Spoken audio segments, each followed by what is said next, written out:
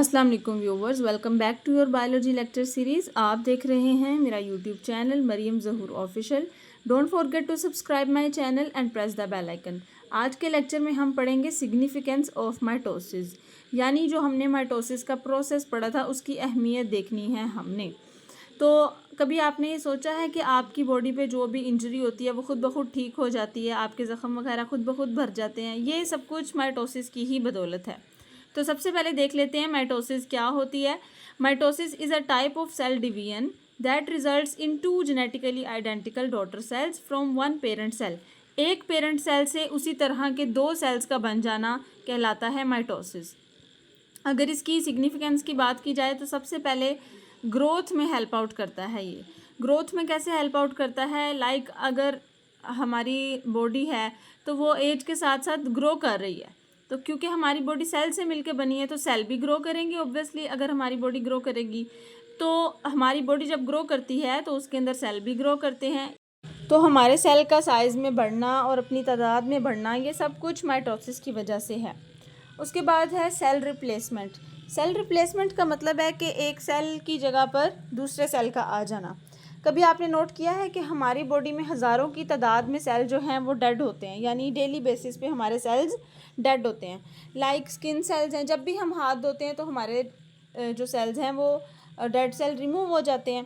उसके अलावा जो हमारे रेड ब्लड सेल्स हैं वो भी 4 मंथ्स के बाद डेड हो जाते हैं और न्यू सेल्स बनते हैं। उसके अलावा जो हमारी इंटेस्टाइन के सेल्स हैं वो भी डेड होते हैं टाइम टू टाइम।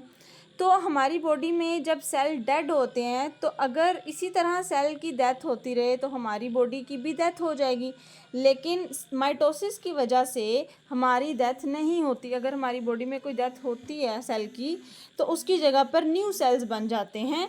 ये सब कुछ माइटोसिस की वजह से ही होता है और इसको हम सेल रिप्लेसमेंट का नाम देते हैं।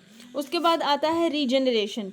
रीजनरेशन से मुराद अगर हमारी बॉडी में कोई स्किन हमारी डेड हो गई है या कोई बॉडी पार्ट डैमेज हो गया है तो वो खुद ब खुद रीजनरेट कर जाता है। लाइक कुछ एनिमल्स ऐसे होते हैं, अगर उनका कोई बॉडी पार्ट डैमेज हो जाए तो वो अपना बॉडी पार्ट खुद से रीजनरेट कर लेते हैं। लाइक स्टारफिश, अगर स्टारफिश का एक बाजू जो है वो ख़त्म हो जाए तो वो दोबारा से अपना दूसरा बाजू खुद बना लेता है।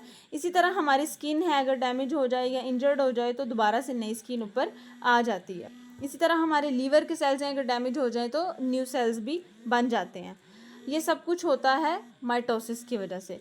उसके बाद है एसेक्सुअल रिप्रोडक्शन। एसेक्सुअल रिप्रोडक्शन का मतलब है कि विदाउट गैमीट्स के रिप्रोडक्शन, यानी विदाउट एग और स्पर्म के रिप्रोडक्शन होती है। वो कैसे होती है? कुछ ऑर्गेनिजम्स होते हैं जिनके पास सेक्सुअल ऑर्गन्स नहीं होते, लाइक हाइड्रा हो गया, और बैक्टीरिया वगैरह कुछ होते हैं जिनके पास जो है सेक्सुअल ऑर्गन्स नहीं होते। तो वो क्या करते हैं, अपनी बॉडी के अंदर माइटोसिस करवाते हैं। जब उनकी बॉडी के अंदर माइटोसिस होती है तो सेल्स उनके कॉन्टीन्यूसली ग्रो करते हैं और एक न्यू बॉडी उनके ही जैसी बना देते हैं। इस प्रोसेस को हम कहते हैं बडिंग। अब क्योंकि इसका प्रोसेस जो है माइटोसिस से थोड़ा डिफरेंट होता है, इस वजह से इसको हम कहते हैं बडिंग।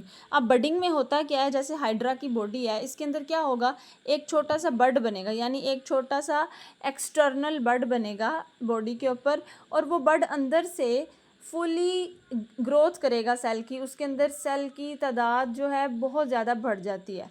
जब वो एक कंप्लीट ऑर्गेनिज्म कहलाने के लायक होता है तो फिर जो हाइड्रा है उसको अपनी बॉडी से एक्सपेल कर देता है, शेड कर देता है, और वो एक न्यू ऑर्गेनिज्म बन जाता है। ठीक है।